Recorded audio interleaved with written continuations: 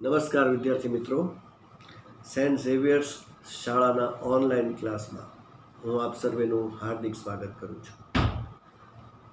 આપણે પૂછપરછ, એના પત્રો અને એના પ્રત્યુત્તર એ ચેપ્ટર આપણે શરૂ કર્યું છે અને આ ચેપ્ટરની અંદર હવે વિગતવાર જે પત્ર વ્યવહાર છે એની માહિતી આવી રહી છે.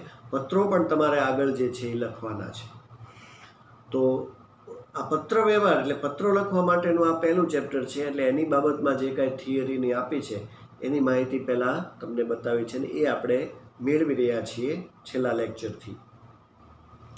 તો આ પૂછપરછ એટલે ઇન્ક્વાયરી લેટર છે અને એના રિપ્લાય આપતા લેટર છે. આ ચેપ્ટરની અંદર એકચ્યુઅલી શરૂઆત છે વેપાર ધંધા, જે વેપારી કે ગ્રાહક વચ્ચે, વેપારી કે ઉત્પાદક વચ્ચે કે ગ્રાહક કે ઉત્પાદક વચ્ચે જે કાંઈ બાબતની માહિતીની આપલે થાય છે એમાં પ્રશ્નોત્તરી રૂપે તમારે શું પૂછવું જોઈએ એક ગ્રાહક તરીકે, એવી વાત અહીંયા આ ચેપ્ટરમાં બતાવેલી છે, જેને પૂછપરછના પત્રો કહેવાશે. કારણ કે સામાન્ય વસ્તુ ખરીદવા માટે પણ આપણે ઘણી બધી જે છે એ તકેદારી રાખતા હોઈએ, તો જ્યારે જથ્થાબંધ ખરીદી કરવાની વાત આવશે ત્યારે તો આપણે ખૂબ જ સજાગ ગ્રાહક બનવું જ પડે છે, નહીંતર આપણે પોતે છેતરાઈ જઈએ છીએ. એટલે એના અનુસંધાને પ્રશ્નો, જે પૂછપરછ છે, જે ઇન્ક્વાયરી કરવાની છે, એ બાબતે દરેક ગ્રાહક તરીકે દરેક વ્યક્તિએ પોતાના અમુક પ્રશ્નો તૈયાર રાખવા જોઈએ અને પૂછવા જ જોઈએ, એવી વાત તમને આ ચેપ્ટરમાં સમજાવે છે.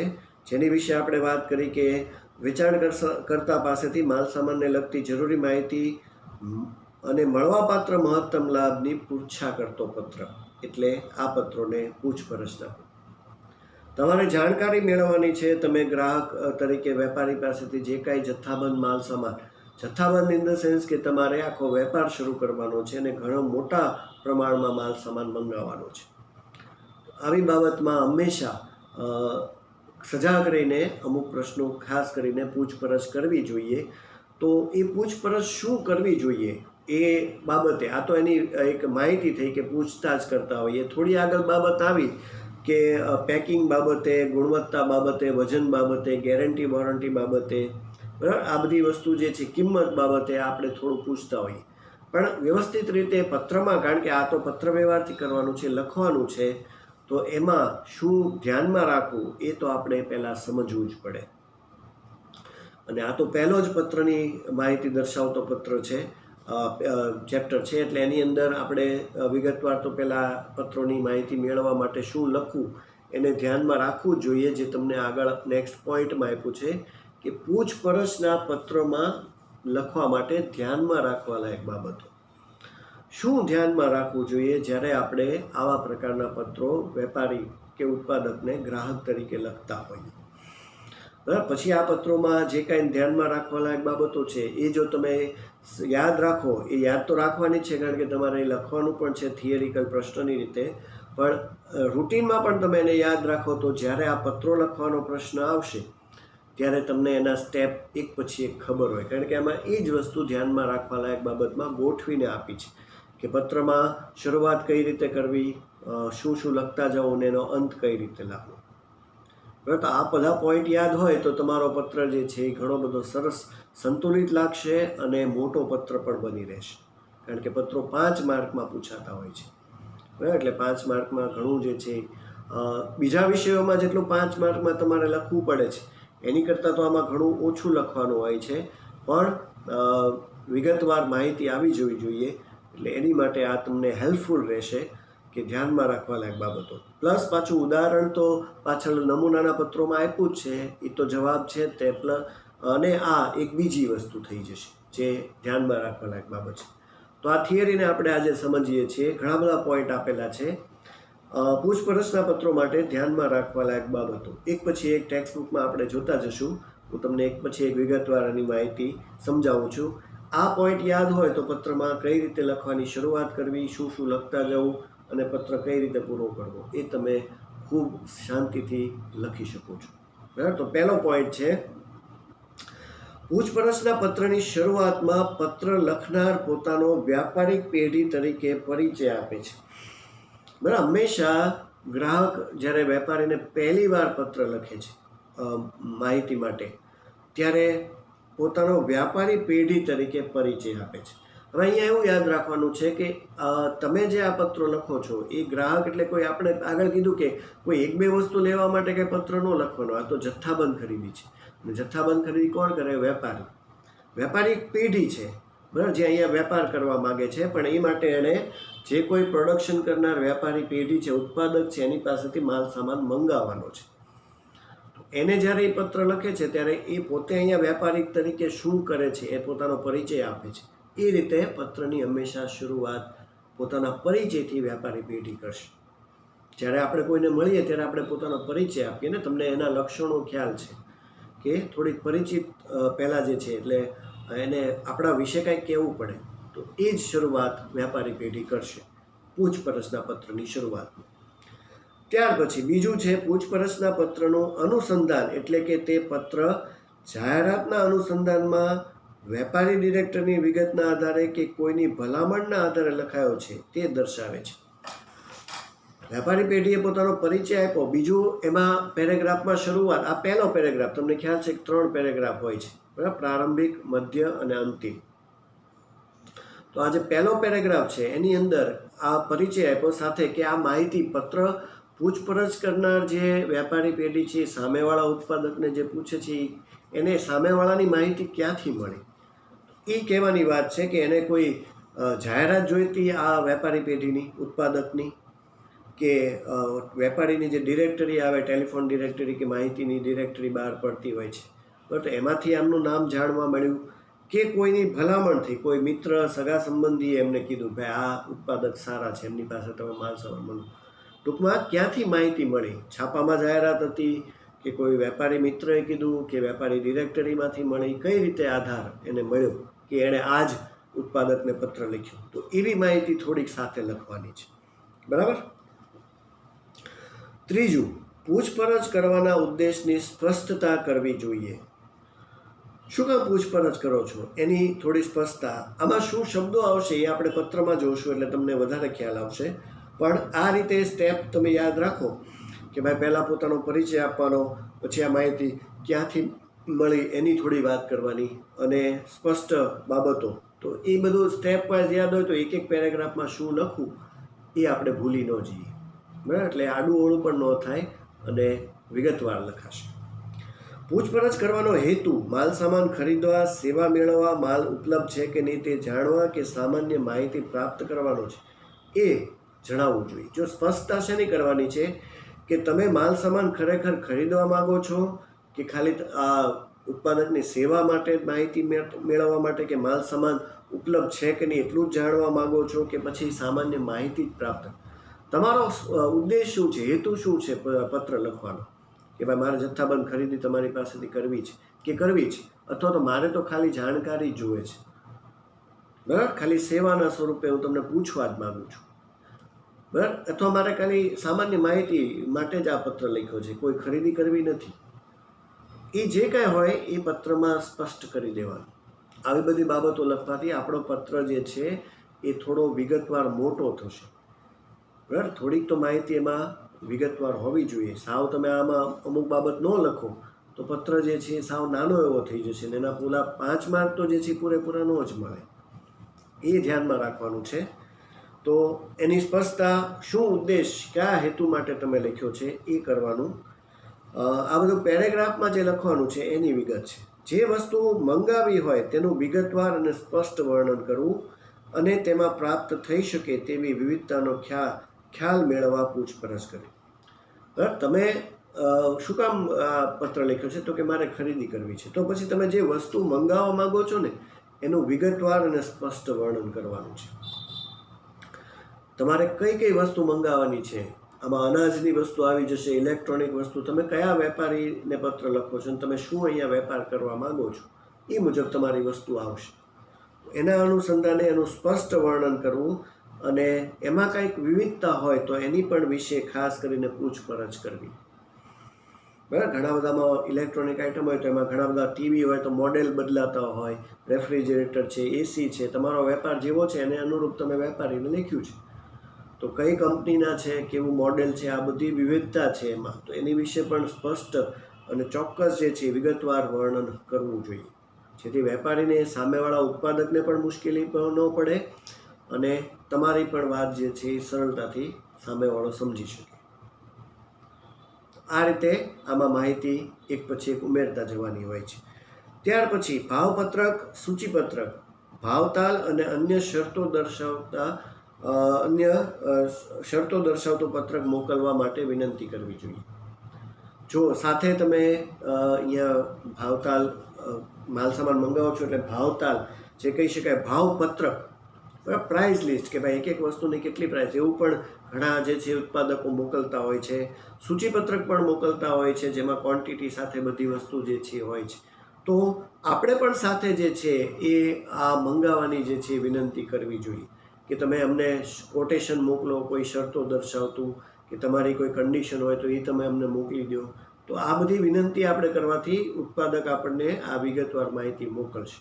હજી તમે વસ્તુ ખરીદતા નથી, યાદ રાખો, આ તો ખાલી પૂછપરછ કરવાની છે.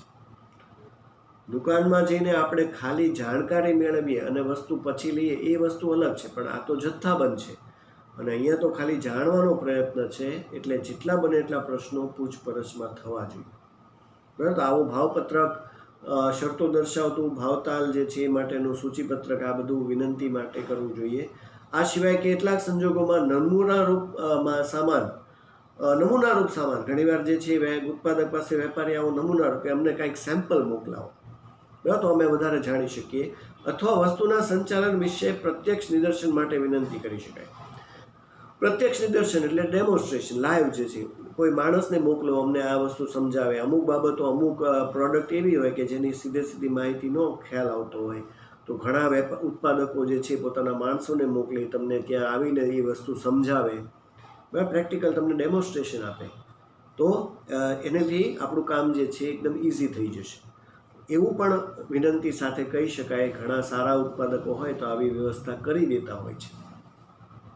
પણ વિનંતીનો ભાવ એ હંમેશા પત્રમાં હોવો જોઈએ. બરાબર. તો ત્યાર પછી આવે છે નેક્સ્ટ પોઈન્ટ, પૂછપરછના પત્રોમાં માલ સામાનના ભાવ અંગે તથા અન્ય ખર્ચ અંગે પૂછપરછ કરવી જોઈએ. જો આમ તો ભાવતાલની જે છે મંગાવવા માટે વિનંતી જ કરવી જોઈએ, પણ છતાં સાથે ભાવ અને બીજા જે કાંઈ ખર્ચ છે એ બાબતે વિનંતી કરવી જોઈએ. ખર્ચ માટે ખાસ કરીને આપ્યું છે માલ સામાનના ભાવ અંગે, એટલે કે વેચાણ કરતાં કયા ભાવે માલ સામાન પૂરો પાડવા માગે છે એની વાત કરવી પડે. બરાબર. આગળ કીધું ને કે એક સાથે ઘણા બધા વેપારી એક સાથે ઘણા બધા ઉત્પાદકોને પત્ર લખતા. આપણે જેમ અલગ અલગ દુકાનમાં ફરીને સારો વસ્તુ ક્યાં છે, કેટલો ઓછો ભાવ છે, ક્વોન્ટિટી કેવી છે, ક્વોલિટી કેવી છે, એ બધું જાણીએ, એમ અહીંયા પણ આ વ્યક્તિ જે ઉત્પાદક છે એ કેટલો ભાવ આપી શકશે એની જાણકારી માટે ખાસ કહેવું જોઈએ. બરાબર. તો એનો માલ સામાન પૂરો પાડવા માટે જે એનો વેચાણ કરતાં કયા ભાવે આપશે, કારણ કે આ તો જથ્થાબંધ છે એટલે ઓવરઓલ જે પ્રાઇસ છે એની કરતાં તો ઓછી જ આવશે, પણ જેટલો મહત્તમ લાભ મળતો હોય એટલો લેવાનો પ્રયત્ન કરવાનો. બીજો જે અન્ય પ્રકારના જે ખર્ચ કીધા છે એ મુજબ વહન ખર્ચ, પેકિંગ ખર્ચ, વેચાણ વેરો અને અન્ય વેરા એ કોણ ભોગવશે એ વિશે ખાસ પૂછપરછ કરવી જોઈએ. જો માલ સામાન તમે મંગાવો છો ને જથ્થાબંધ છે, હવે વેપારી બીજા રાજ્યમાં કે બીજા શહેરમાં, દૂરના શહેરમાં રહે છે, તો ત્યાંથી જ્યારે આટલો બધો મોટો માલ સામાન મોકલાવશે ત્યારે એનો જે મોકલાવાનો જે વહન ખર્ચ છે એ કોઈ માધ્યમનો ઉપયોગ કરશે, ટ્રેનમાં મોકલાવશે કે કોઈ પ્રાઇવેટ વાહન કરીને મોકલાવશે, તો એનો ખર્ચ કોણ ભોગવશે? બરાબર. એ પૈસા કોણે આપવાના? વેપારી આપશે કે ઉત્પાદક આપશે, એટલે કે ગ્રાહક કે વેપારી? બરાબર. તો એ વિશે અહીંયા ખાસ પૂછી લેવું જોઈએ. આ બધું ધ્યાન રાખીને વેપાર ધંધામાં આ બાબતોનો ઉમેરો કરવો જોઈએ, જેથી પાછળથી કોઈ મુશ્કેલી ન પડે. બીજું છે પેકિંગનો ખર્ચ. પેકિંગ કરવાનું હોય, કોઈ એવી પ્રોડક્ટ હોય કાચની કે એવી, તો એમાં સારું પેકિંગ થાય એ જરૂરી છે. તો એ પેકિંગ કરવાનો ખર્ચ પણ કોણ ભોગવશે? આમ તો જનરલી જે છે એ મોકલનાર જ આ બાબતે ખર્ચ લઈ લેતા હોય છે. સારા ઉત્પાદકો પોતે જ આ ખર્ચ ભોગવે છે, પણ છતાં પણ પહેલાં આપણે ગ્રાહક તરીકે જાણકારી મેળવી લેવી જરૂરી છે. અને વેચાણ વેરો, એની ઉપર ટેક્સ લાગતો હોય, બીજા અન્ય વેરા, ડ્યુટીઝ જે બધી લાગતી હોય, એ બધા ખર્ચ કોણ ભોગવશે એ અન્ય ખર્ચની માહિતી પણ આપણા પત્રમાં પૂછી લેવી જોઈએ. એટલે આ જ્યારે પત્ર વેપારી સુધી પહોંચશે ત્યારે વેપારી એનો જવાબ આપશે અને એમાં જે કાંઈ ખર્ચ હશે એ બધાની માહિતી પોતે આપશે. આપણે તો હજી ખાલી ઇન્ક્વાયરી કરીએ છીએ. બરાબર, તો જાણકારી માટે કે આ બધા ખર્ચ અને એ કોણ ભોગવશે. ત્યાર પછી 7મો પોઈન્ટ છે ન્યૂનતમ ભાવ અને મહત્તમ વળતર મેળવવાના આશયથી ઓર્ડરના અપેક્ષિત જથ્થા અંગે જણાવી શકાય. જો આગળ કીધું કે ન્યૂનતમ ભાવ એટલે ઓછામાં ઓછો ભાવ, બને એટલો જે છે એ ભાવ ઓછો હોય એવો લાભ હંમેશા ગ્રાહક મેળવવા માંગતો હોય છે. બરાબર, અહીંયા તો મોટો ઓર્ડર આપવાનો છે. અને બીજું મહત્તમ વળતર, બને એટલું વળતર ઝાઝું મળે એવું દરેક ગ્રાહક ઈચ્છે છે. વેપારી પણ પોતાની રીતે વેપારમાં કાંઈ ખોટ ખાઈને જે છે એ તો વેપાર કરવાનો નથી, પણ બીજા બધા વેપારીઓ કરતાં આ ગ્રાહકને આકર્ષવા માટે એ મહત્તમ લાભ વળતર આપવા માટે રાજી થતા હોય છે. અને ખાસ કરીને જ્યારે પહેલી વાર વ્યવહાર કરતા હોય ત્યારે એને વધારે સારી સેવાઓ આપે છે. એ માટે આ ગ્રાહક પણ પૂછપરછ કરી લે છે કે મેળવવાના આશયથી ઓર્ડરના અપેક્ષિત જથ્થા અંગે જણાવે કે તમે જેટલો ઓછામાં ઓછો ભાવ અને સારામાં સારું વળતર આપશો એ મુજબ અમે તમને સારો જે છે અપેક્ષિત અમે મોટા જથ્થામાં ઓર્ડર આપશું. બરાબર, તો આ બાબતે વાત કરી છે. ત્યાર પછી 8મો પોઈન્ટ છે માલ સામાનની ખરીદી માટે નાણાંની ચૂકવણીની રીત વિશે. જો પૈસાની ચૂકવણી, પૈસા તો આપવાના જ છે, આટલો બધો માલ સામાન મંગાવીએ છીએ, એ બાબતે એની વિવિધ જે રીતો છે, પૈસા કઈ રીતે આપવાના, તો કે રોકડ, ચેક, ડ્રાફ્ટ કે ઓનલાઈન પેમેન્ટ, એ કઈ પદ્ધતિથી ચૂકવવા એની પૂછપરછ ખાસ કરી લેવી જોઈએ. બરાબર, પૈસા રોકડા આપી દેવાના છે, થોડા ઘણા અત્યારે આપવાના, પછી બાકીના આપવાના, ચેક આપવાનો, ડ્રાફ્ટ આપવાનો કે સીધું ઓનલાઈન પેમેન્ટ કરવાનું છે. પદ્ધતિઓ ઘણી બધી છે ચૂકવણી કરવા માટેની. તો એ માટે ગ્રાહકે પૂછપરછ કરી લેવી જોઈએ કે તમે માલ સામાન મોકલશો ત્યારે પૈસા કઈ પદ્ધતિથી અમે આપીએ. બરાબર, તો આવી જાણકારી આપણે ખાસ મેળવી લેવી જોઈએ, એટલે પૂછી લેવું જોઈએ. ટૂંકમાં આ બધું પૂછવાનું છે, પછી જે વેપારી જવાબ આપશે તો એ માટે પૂછપરછ કરવી જોઈએ કે કઈ પદ્ધતિથી થશે. બીજું 9મો પોઈન્ટ છે વેપારમાં સમયસર માલ સામાન મળવો જરૂરી છે.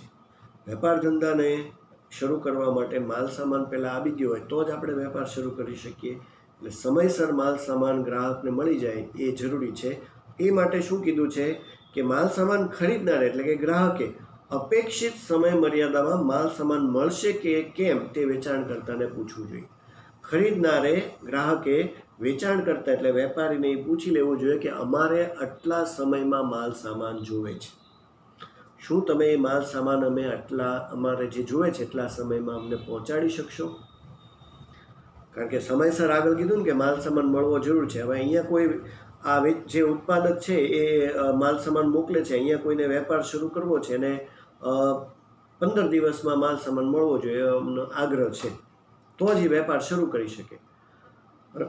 અને જો વેચાણ કરતાં 15 દિવસમાં માલ સામાન નહીં મોકલે તો અહીંયા એનો વેપાર જે છે એ બધું શરૂ જ નહીં થાય, એટલે એને નુકસાન જશે.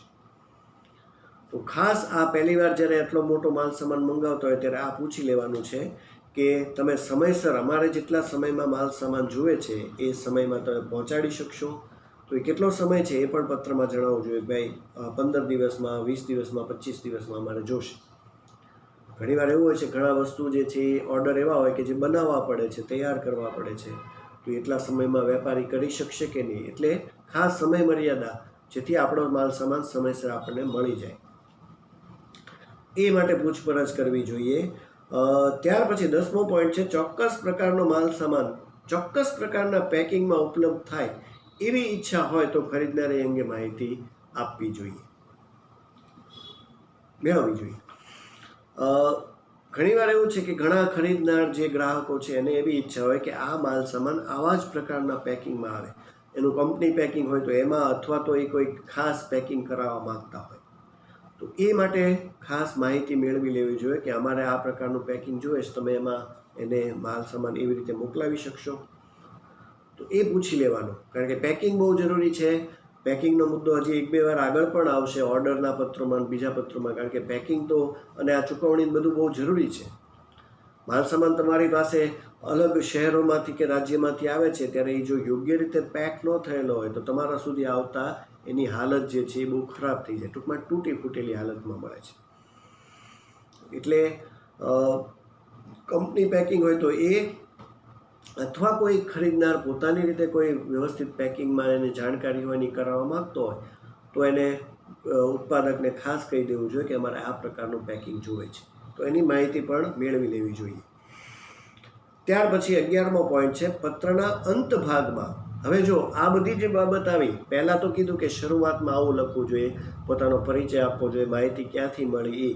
પછી જે ત્રીજા પોઈન્ટથી પછી જે શરૂ થાય છે એ બધા પત્રના જે પેરેગ્રાફ, સેકન્ડ પેરેગ્રાફ કહેવાય, મધ્ય ભાગ, એની માહિતી આ અત્યાર સુધી આવી.